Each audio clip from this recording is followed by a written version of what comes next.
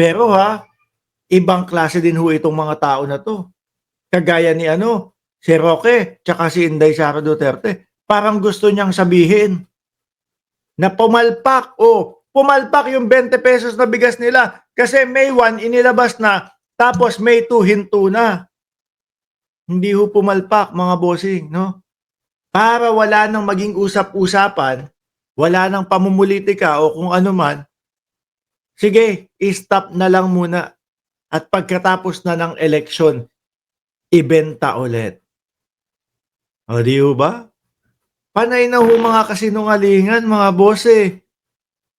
O, di po ba? Hindi alam kung saan pupunta para sa kanila.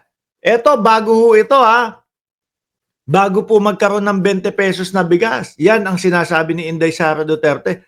Ibigay na. Sa mamamayang Pilipino. Nung ibinigay, linagyan ng issue. No? Hindi mo maintindihan talaga, mga kababayan. At higit pa, dapat ang nakikita natin. Diba yan na yung sinasabi nila noon pa na hindi nila magawa hanggang ngayon dahil hindi nila alam kung paano gawin. At dahil sa totoo lang, nung sinabi yung 20 pesos per kilo na bigas, ay nagsinungaling yung nagsabi. Alam niyang hindi kayanin. Kaya lang nangyari.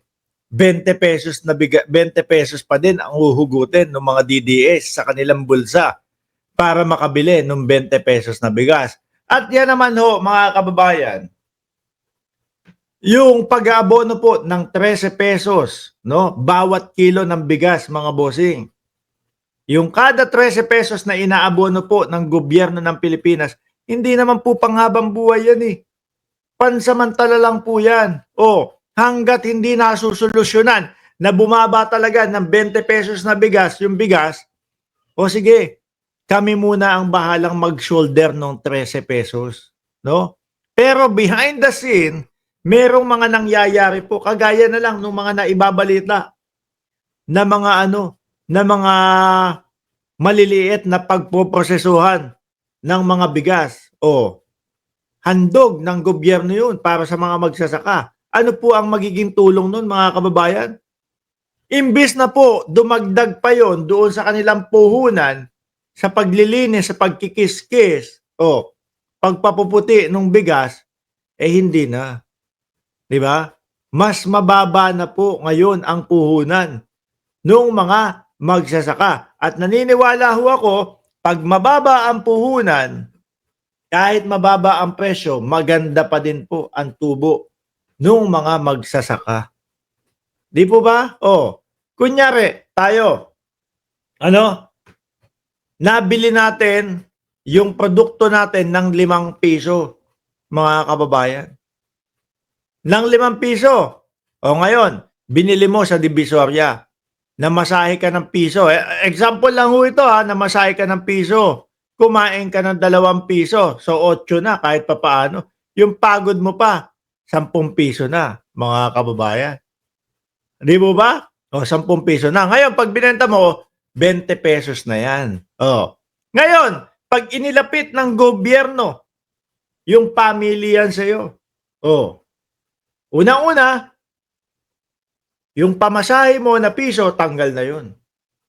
Pangalawa, yung pagkain mo sa labas ng 2 piso, kasi malayo nga yung bahay mo, tanggal na din yun kasi sasaglitin mo lang di ba? Ano pa yung ginastos? Yung pagod na lang at yung puhunan mo na 5 piso. Siyempre, hindi mo na 20 ibebenta yun. 15 na lang. 12 na lang. Kasi may tubo ka pa ding maganda doon, mga bossing. Di po ba? Si Inday Sara kasi. Pero pinaasa niya ang mga tao na ibibigay yon. Naibigay. Iyak. Di ba? Iyak yung mga kasulid. Sinisiraan naman po nila ang ating gobyerno na yung ibebenta daw po ay kulay patuka ng manok, mga kababayan. Biruin mo, yung mga DDS, meron na po silang video na may nakalagay na 20 pesos, no? Tapos may bigas na maitim o madumi. Samantalang hindi pa po lumalabas sa mga merkado, hindi pa ho na i-distribute yung mga 20 pesos na bigas. Yung mga DDS meron ng mga video nila na pangit daw po yung bigas, mga kababayan. Oh, halata mong mga na lang to, yung mga yung mga kasulid. Oh, mga kasulid, isang type diyan, sulid. Oh, tapos lagyan niyo yung sulid ng heart na kulay green, tapos merong kamaon na nakaganon. Oh, di solve na solve yung mga kasulid. Di ba? Yung mga kasulid na yan, nagpapauto na lang yung mga yan dito sa mga Duterte. Kahit mga fake news, ginagawa na ho, mga kababayan. Pag nahuli naman,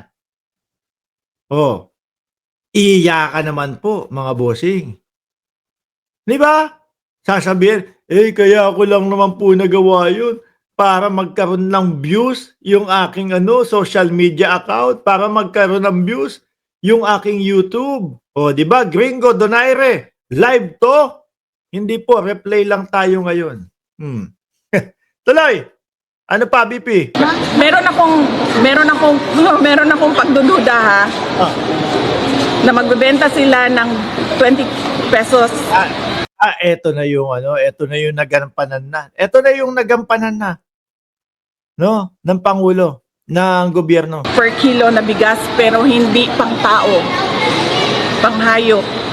Kanang ginatawag nila siya. Alam niyo po, yung 20 pesos na bigas, kung sino po yung mga nagsasaka nun, yung pong ating mga kapwa, mga Pilipino na magsasaka. Tapos ganyan ang tingin ng ating Vice Presidente sa produkto ng kapwa natin Pilipino. Imbis na ito ang produkto namin. Maganda to, no? Tingnan niyo si First Lady Lisa Marcos. Yung bag ng Marikina, umabot pa ng Vatican yun.